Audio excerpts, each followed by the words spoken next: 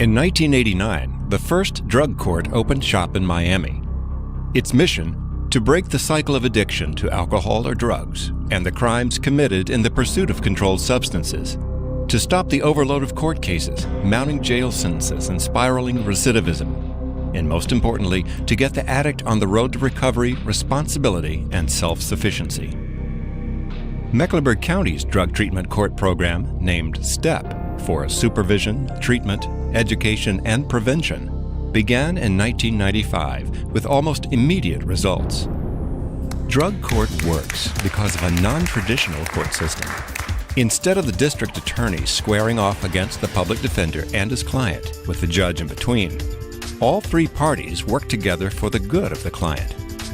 This non-adversarial system may seem counterproductive to you public defenders or district attorneys used to practicing conventional trial law. If you can't argue the case to win it, you may feel unclear about your role in the courtroom. As a judge, you may find yourself in uncharted waters, no longer meting out punishment, but instead making decisions about substance abuse treatment. The whole point to drug treatment court is not winning or losing a case, or fitting punishment to a crime. It's about rebuilding lives. As a public defender, district attorney, or judge, you may feel you've learned enough about trial law. You're good at what you do. So why change the way you practice law? Why consider working with drug treatment court? One of the goals of any criminal justice system is to rehabilitate people. And quite frankly, until drug court came along, we were only giving lip service to that. This is the first step we've actually made in breaking the cycle that has people coming back to court over and over and over again. As a prosecutor, frankly, I was tired of seeing the same people and willing to step out and try this. And amazingly, and I was one of the first to admit, it works. So I was having this internal, I want to be part of the solution dilemma, and then I went to the conference and I felt like, okay, this is something that we can do that can help our clients get out of that revolving door. As a prosecutor, I was involved with the Superior Court Drug Treatment Court program for a number of years. And it was very exciting for me to participate in a program where there was actually some change and there was actually some hope for offenders. Rather than just rolling through the system time and again, there was an opportunity for them to actually be pulled from that cycle and to receive the help that they need, the treatment they needed, the guidance they needed, the authority that they needed from the judge, and to work together as a community to really create some true change in their lives. 86 convictions. I have worked with drug treatment courts as a defense attorney for the last 5 years because it allows me not only to advocate for clients, but to participate in a program that provides clients with the resources and the support that they need to overcome the underlying issue that has brought them into the court system in the first place, and to go out into the community and have a lifetime of recovery and become productive members of the community. I spent about 2 years working with the STEP court programs, and by far found that to be the most satisfying experience of my entire 5-year career as a prosecutor. We started this court without any funds. We started all volunteer help from the district attorney's office, from the public defender's office, from the probation office, and from treatment provider.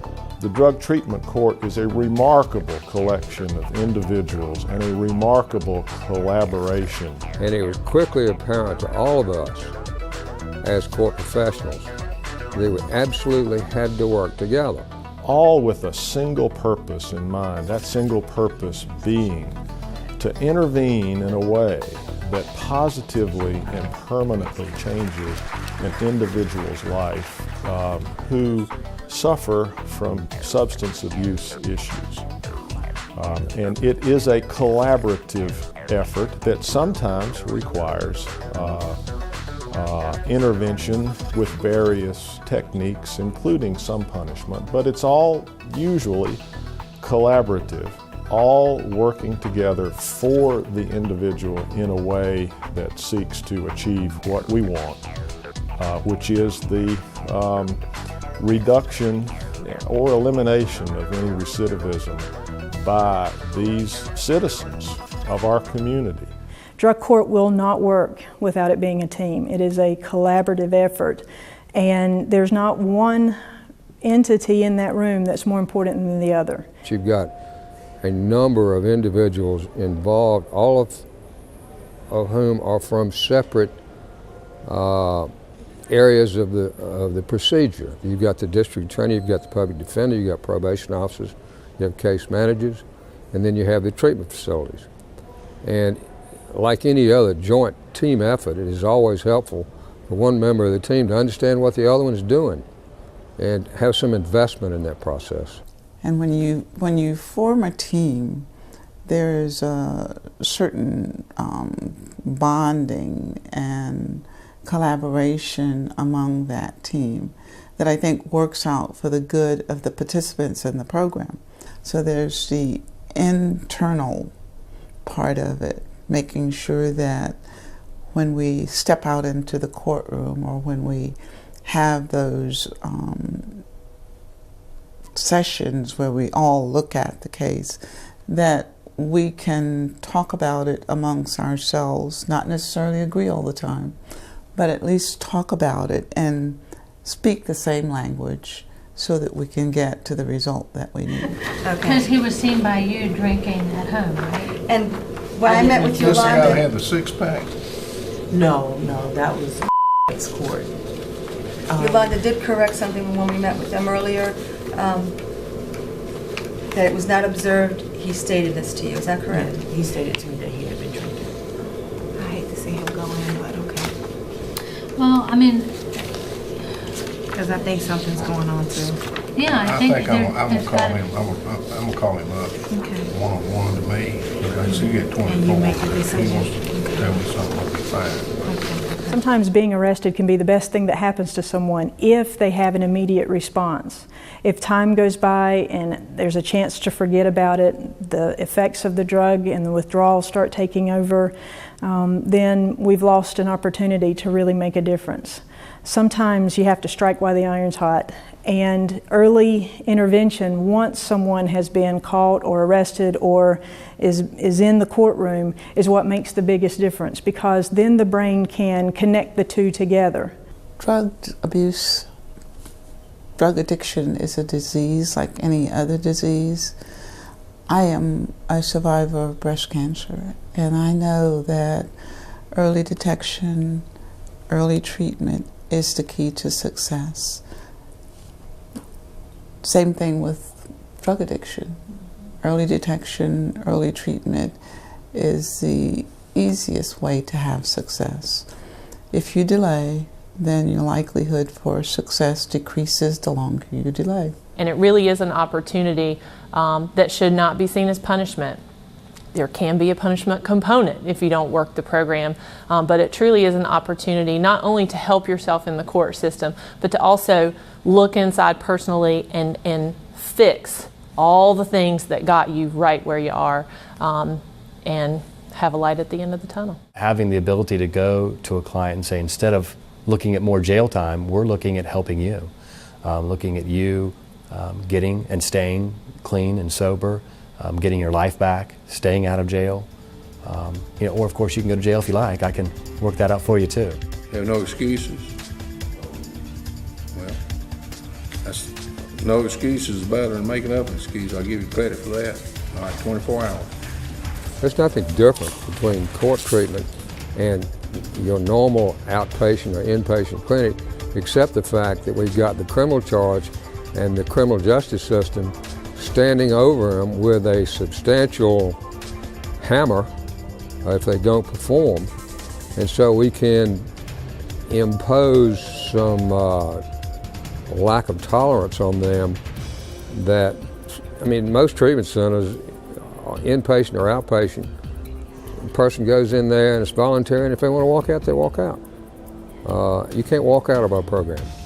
As far as a standpoint of a client, one of our responsibilities is to zealously represent them and do what is in their best interest. Sometimes what's in their best interest is to get a charge reduced, plead guilty, and try to get time served and get out of jail, but what's truly in their best interest, if you can enroll them in it, is to get clean and sober and stay on track with their medicines and appointments and keep them from coming back into the system. You can't always convince them that's in their best interest. And when you're able to get them on board, I think it really makes a difference for everybody involved.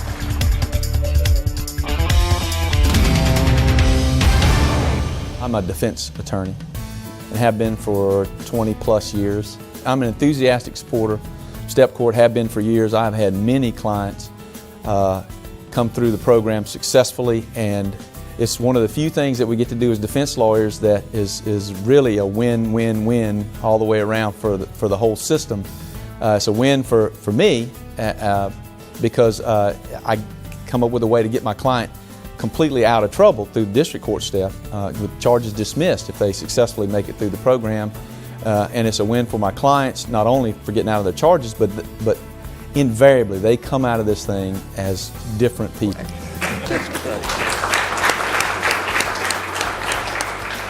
I don't know of any other system where the district attorneys and the public defenders are working together on a common goal of making sure these people are getting all the treatment they need and all the resources they need.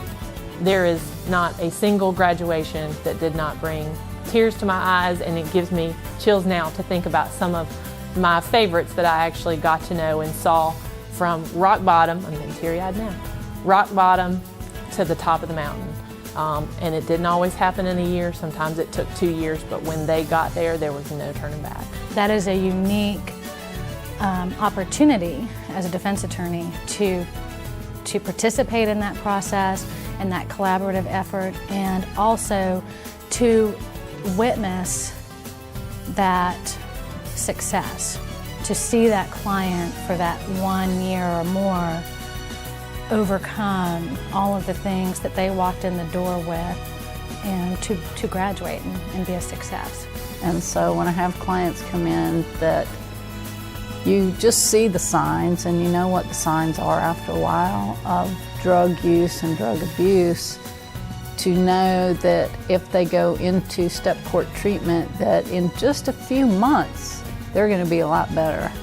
And hopefully you're not going to see them in that revolving door that is the courthouse. The benefit that made for me was it basically validated that what I was doing was worthwhile, that I was making a difference in someone's life, and I was assisting the courts to make a difference for my client. And so I tell my clients, this is one of the only parts of the system where everybody wants you to succeed. And so if you give it a try, you're going to succeed because they're going to help you through it. And those folks reinforce that from the very first time they meet them. You know, so it's just a great program.